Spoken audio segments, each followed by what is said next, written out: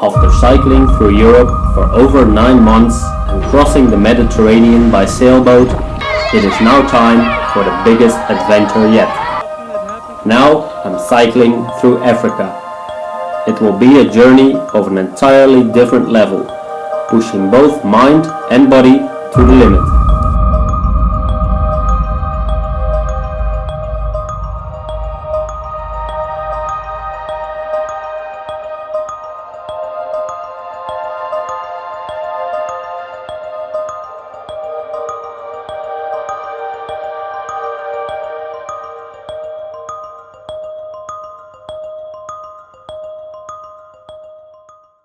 The first meters on Egyptian soil, the first meters in Africa.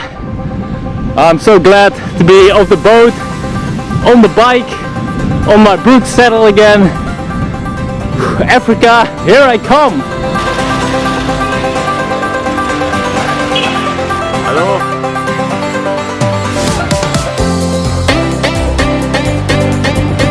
I'm now cycling north, parallel to the Red Sea, to Cairo. Two reasons I'm going there. First, I have to see the pyramids. Second, we heard that it's problematic to get a Sudanese visa in Aswan, so we will try to get it in Cairo, which means it's 2,000 kilometers to the Sudanese border. And we got our visa stamped 7 days ago, so it's 23 days to cover 2,000 kilometers, do some sightseeing, get a Sudanese visa. It's a little bit of a tight schedule. What a disappointment. Just went to the first checkpoint about 30 kilometers from Hurghada, and there is just no way that they let me through with the bicycle. I think I spent there maybe 2.5–3 hours, but there's just no way. I can only go with a bus or rent a tourist agency to follow me. I will go back to Hurghada now, to Simon and Caroline, and then we will have to consider our options in this crazy country. The next day I leave Hurghada again, now with Simon and Caro. Our plan is to cycle back towards the same checkpoint and try to go around it through the desert. 2 kilometers before the checkpoint, we lift our bicycles over the barrier into the desert.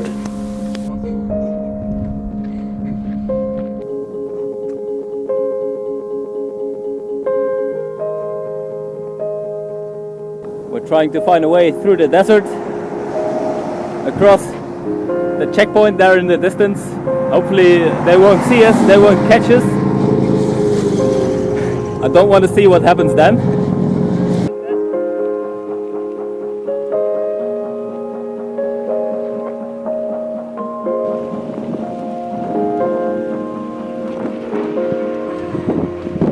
Cycling through the proper desert now, trying to get around that checkpoint where I was stopped yesterday. So far, looking good. What are you saying to illegal activities? Oh, that's so much fun. I didn't know this before.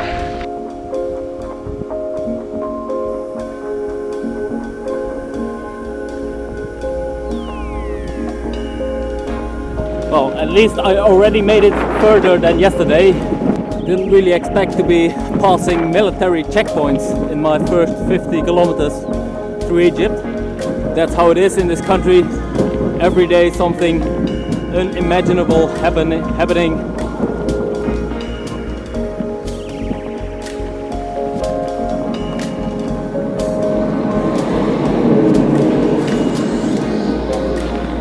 We managed to get exactly 10 kilometers past the first checkpoint before we were stopped again by police. Again, there was no way that they were going to let us cycle, so we're again going back the same way.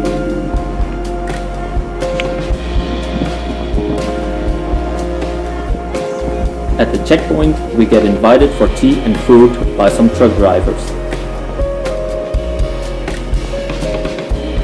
We ask them if we can lift our bicycles in that truck and hitchhike to the point where we are allowed to cycle again. And here we are again, back back at the checkpoint. Again, waiting for a bus or a truck. I don't know what to say. Looks like we found a right.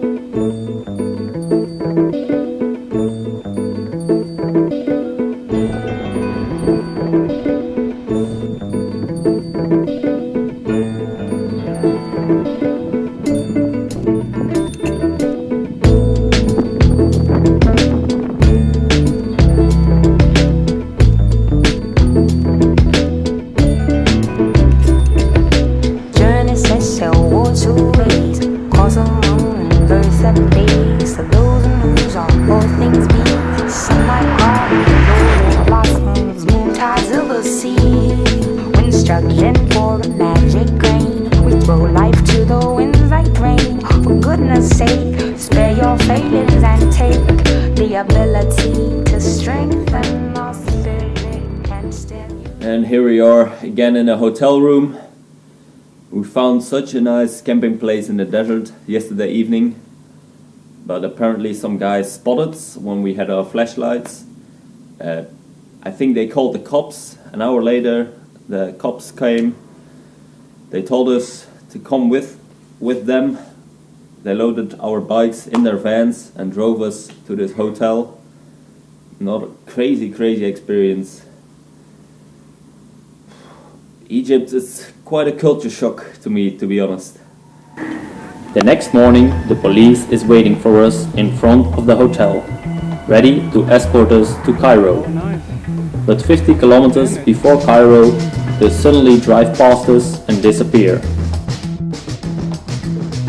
Haha, we managed to escape the police and camp outside.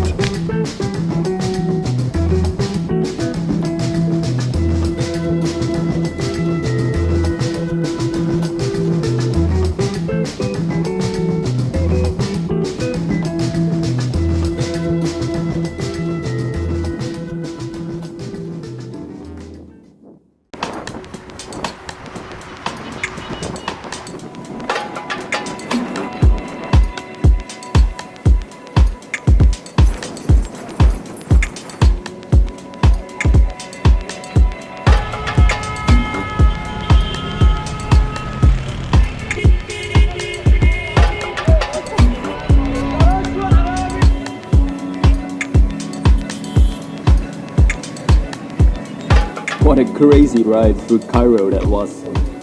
But we made it, and we're now waiting to get our Sudanese visas here at the Sudanese embassy in Cairo. Should take no more than 2-3 hours, but by now we know what 2 hours here means, usually a bit more.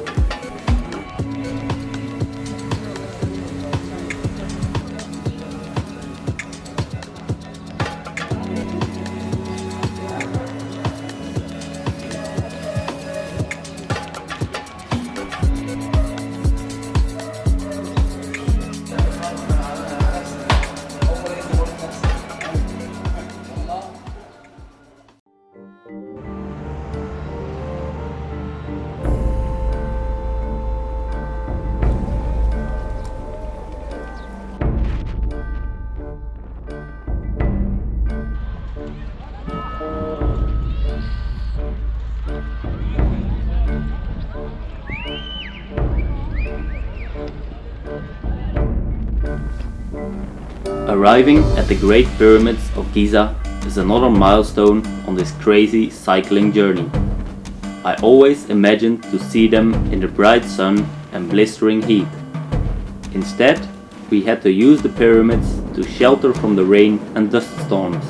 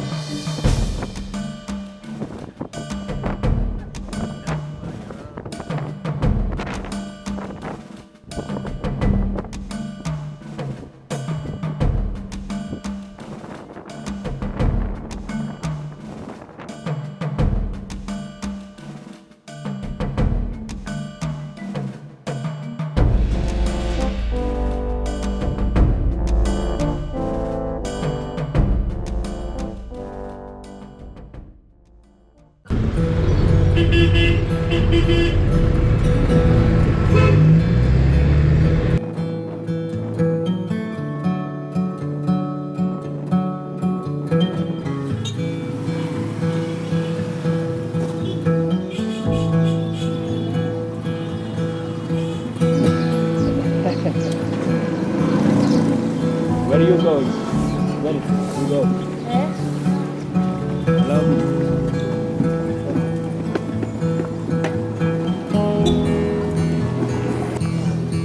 We are cycling south now from Cairo. I must say it's a real culture shock cycling in this area with the people, the trash, desert. Wow. Welcome to Africa.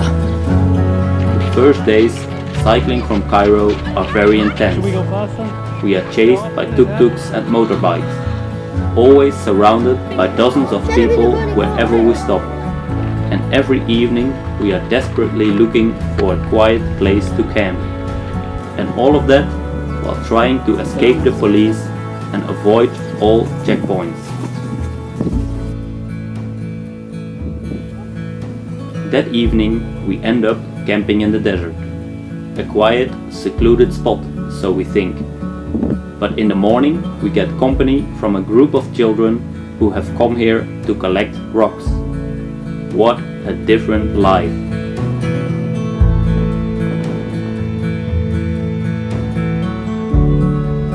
So another night camping in the desert, but we got some visitors this morning.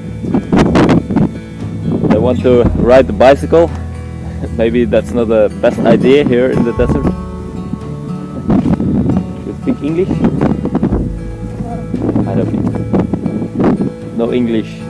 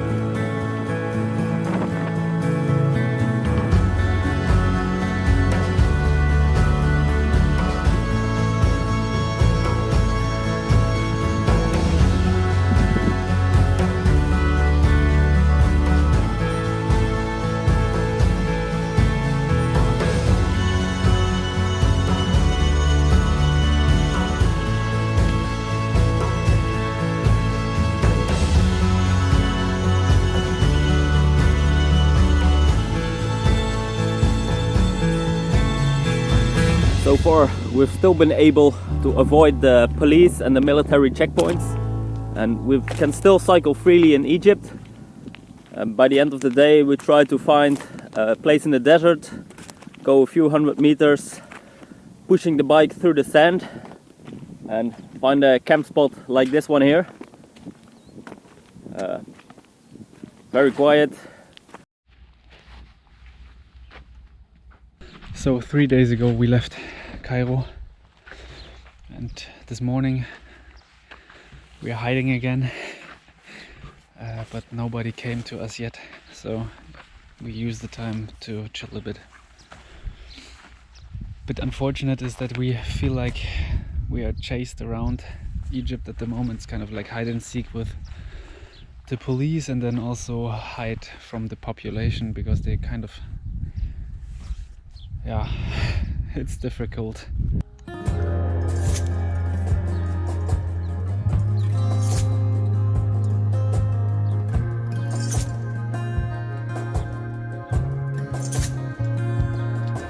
we cycle south parallel to the Nile, but instead of taking the main road, we cycle on small roads through rural areas, hoping to avoid the police. It's a relief to cycle on the quiet roads along the canals and palm trees, but the quietness soon disappears when we enter another village. Creating quite a bit of attention.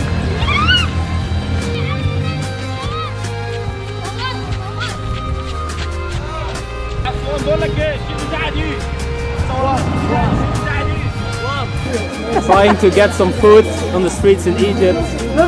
Really chaotic. Dozens of people around. But at least I can attract the people away from Simon and Carolina who can order the food.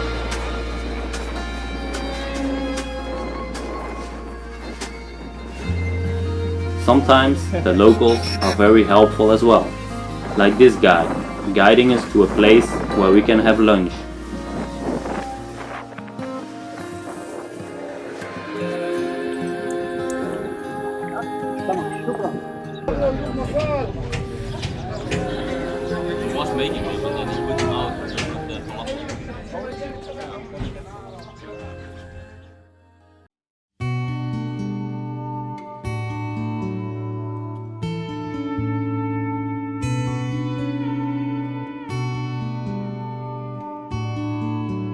So we have been cycling around 4 days now since we left Cairo.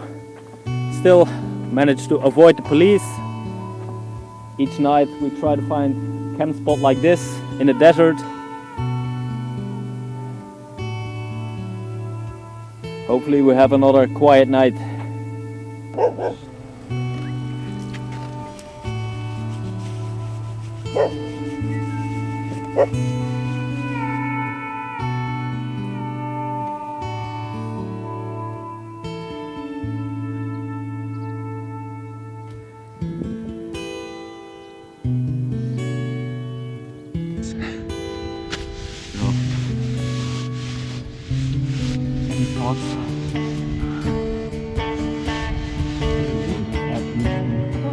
So here I was standing yesterday saying that we found another quiet camp spot, managed to avoid the police until today. In the middle of the night we were woken up by a police guy who was demanding for our passports again, and this morning there was a police car waiting for us. Yes. So here we go. Police is quickly cleaning their cars because they can't follow us with a dirty car, of course. Yeah. It takes quite some police force to escort three cyclists.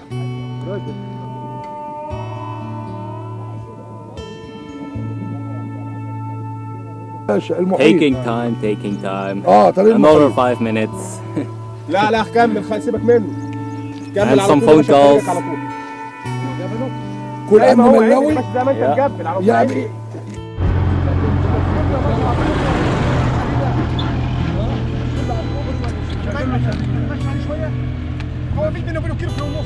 طب ماشي، واللي جيتني حسب الظروف ومشيت هتيجي ورايا برضه. خلاص يلا يا جماعه، يلا ارجع عادي بسرعه. وراك كده تحاول يا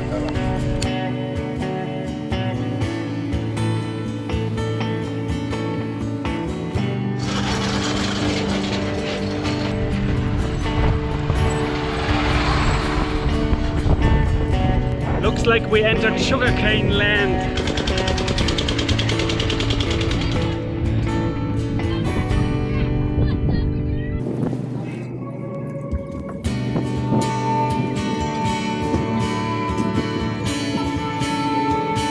So on one side we have the playing kids, on the other side we have the angry police who is ordering us some food now and scaring away the children. Strange situation. We've got our food and we've also got some more people around. You feed food and tomato? Yes, we had food, sandwiches with falafel. Yeah, falafel. Yes. and tomato, potatoes. Tomato also.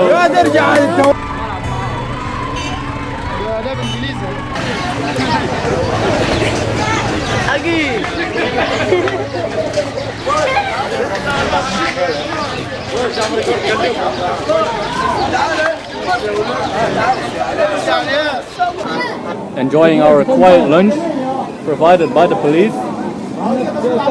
Such a strange feeling. There's hundreds of kids around, police with a machine gun, and we are just eating here.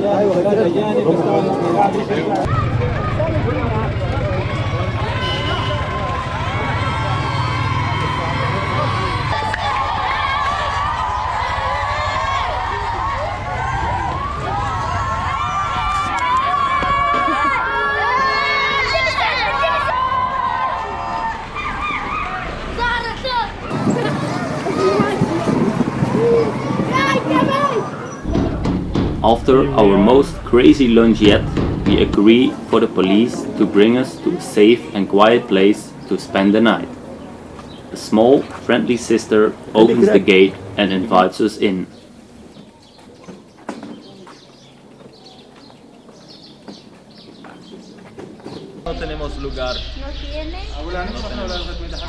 So, believe it or not, but we are here at some kind of Christian monastery, church, in the middle of a town in Egypt. It's probably the most quiet place in Egypt where we have been so far. Last night we were in another monastery where we were taken by the police, and at this monastery they recommended us to come here, and it was a very good choice. We haven't had this tranquility anywhere in Egypt. It's just the perfect place to relax a bit after crazy days, crazy hectic days in Egypt. Every day something crazy happening with the police, the people. We ask if we can stay another night in this quiet haven to do the laundry and just relax a bit more.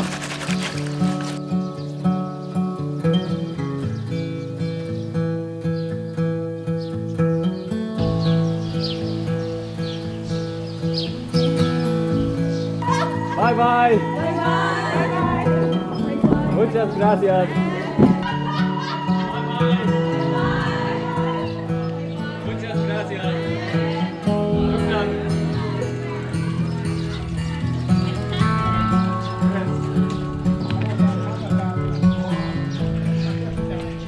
The next morning, a fresh police escort is already waiting for us in front of the gate. The car is ready. We are ready.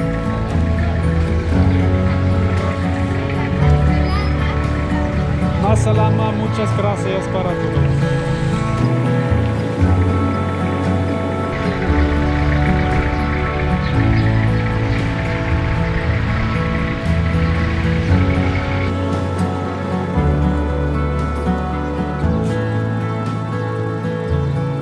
And a new police escort again.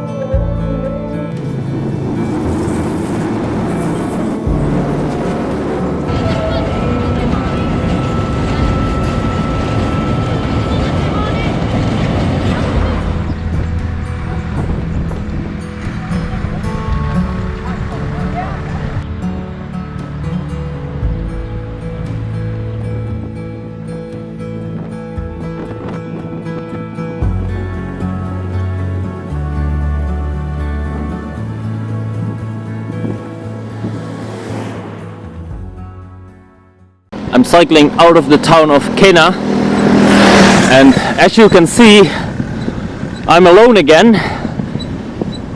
Yesterday in the afternoon, in the evening, we decided to split up again. Came a little bit as a surprise for me, but maybe after all the hectic cycling, the intense 2 weeks in Egypt, it's better for all three of us to separate again. Also, no police cars behind me this time. For some reason they decided not to wait outside of the hotel where they took me yesterday. Hello. So I'm cycling alone to Luxor now. It feels very good to have my freedom back, because it felt a little bit like being a prisoner last few days, constantly being escorted by the police, not allowed to leave the place where we were staying during the night.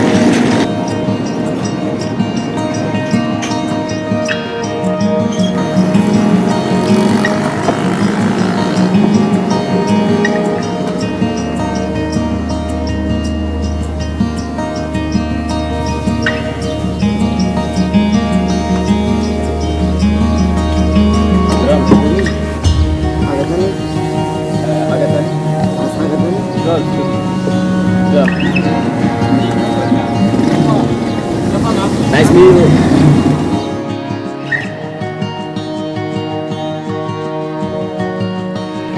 Huge parts of the Nile River Valley are used to grow this crop here, which is sugar cane. And all across the country you see trucks driving the big sticks from A to B, and children picking up the leftovers and chewing on the sticks. And chewing the sticks is a real delicacy here.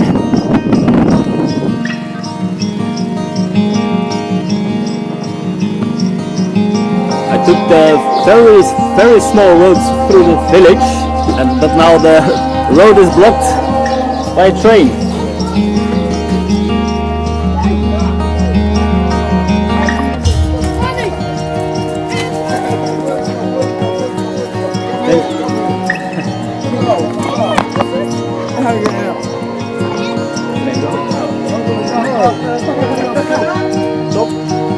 Ah, there I can go. Okay.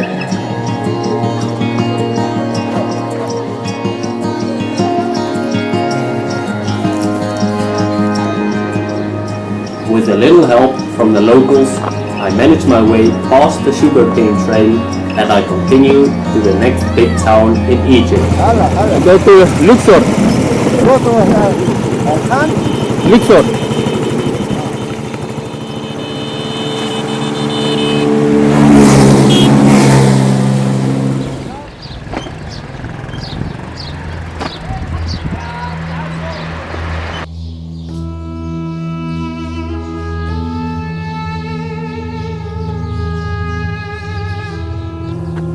I cannot simply cycle through Egypt without visiting at least one temple complex. And I'm here now at the immense Karnak temple complex in Luxor.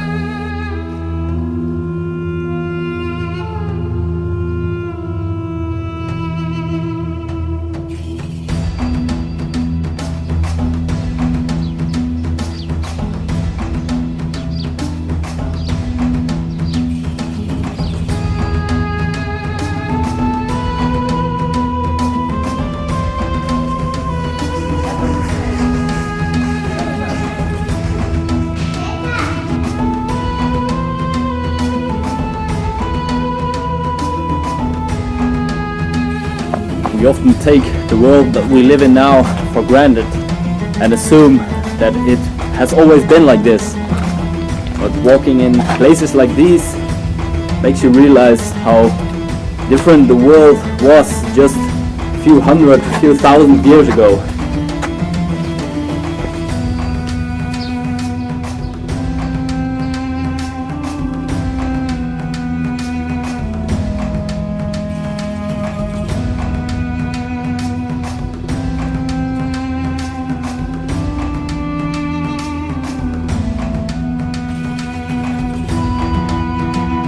The Egyptian people certainly have their own style of trying to make money.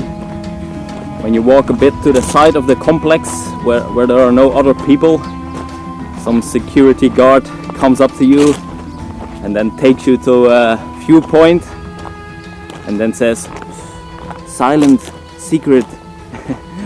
And of course then afterwards they say, "Tips, money, money." Yes. Yeah, it's the things you have to take for granted when you visit tourist places in Egypt, like this one. But it's kind of funny as well.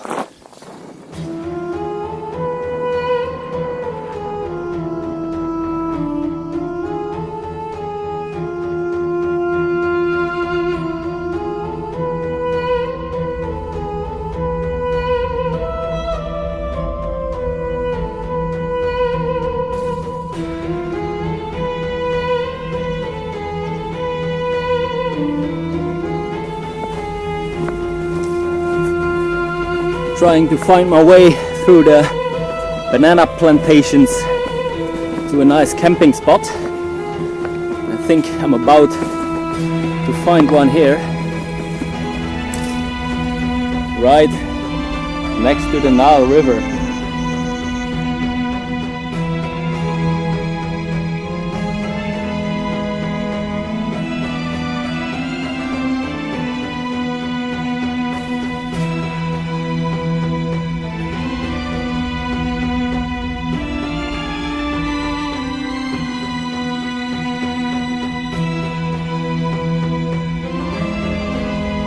As always in Egypt, you cannot stay long at your camping place without being found. So I've got some company here, but it's fine, it's alright. I'm gonna pack the tent now and then leave, head to Aswan.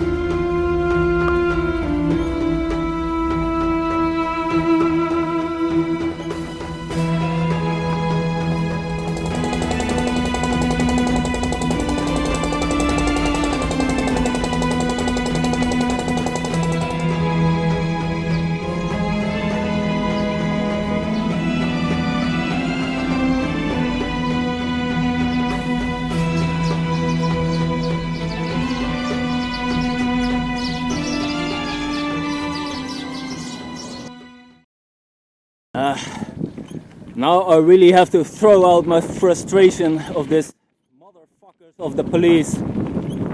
First they tell me I cannot go on the road next to the Nile because it's not allowed for foreigners. Then I go 15 kilometers back, another 15 kilometers through the desert to get here. Then they tell me the same. Not allowed to go here, go back to where I just came from because yeah, there it's safe. Yeah,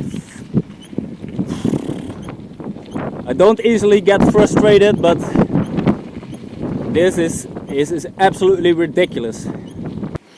Last alternative, the proper desert road through the sand. I'm curious how long it takes before the police will spot me. But I'm sick of their stupid instructions. Like, if I just follow their instructions, I'm riding around in circles.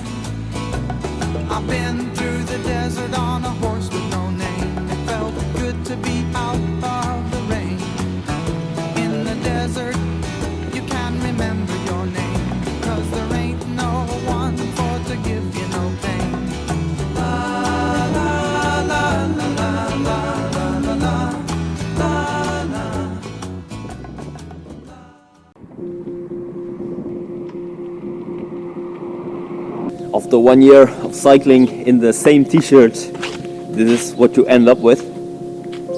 This one already used as a cleaning rag for my bike. This one got holes in it, and this one is absolutely a mess with just big holes everywhere.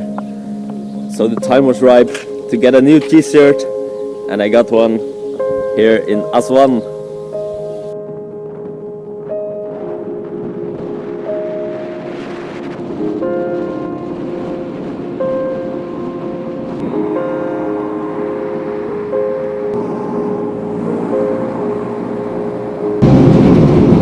Not allowed to cycle on the Aswan Dam, the hydroelectric dam, but these guys were so kind to give me a ride on the dam.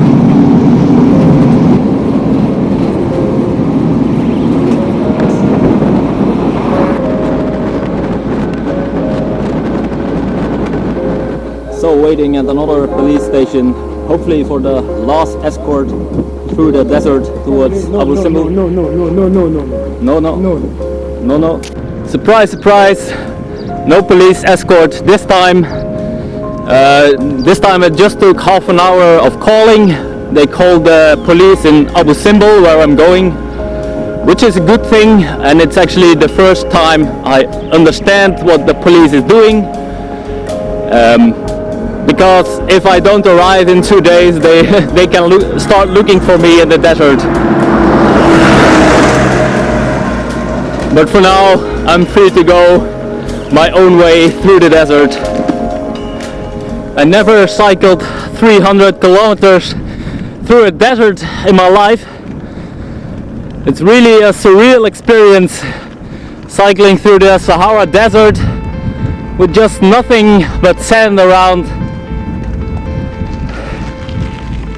Told me once I have a rebel heart. I don't know if that's true, but I believe you saw something in me that lives inside you too. Now all I hear is the wind. There's a storm coming through. Did I misplace or forsake my love now that I gave it to you?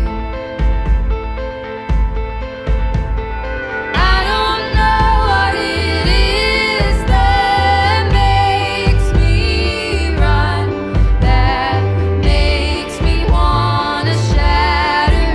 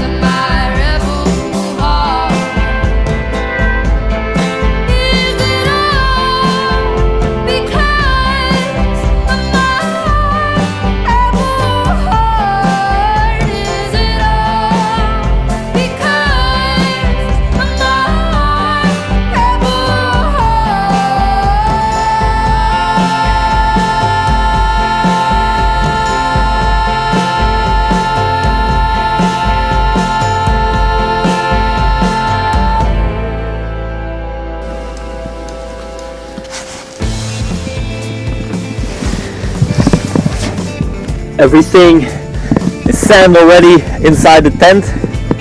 Well, no wonder if you're camping in the middle of the desert. Found this place yesterday, a bit protected from the wind by this big rock. And I'm absolutely in the middle of the desert here. And this was already my last camping spot, my last night in Egypt. I'm now cycling the last 30-40 kilometers through the desert to Abu Simbel. There I will take a ferry across the Nile, and then it's around 30-40 kilometers left to the Sudanese border.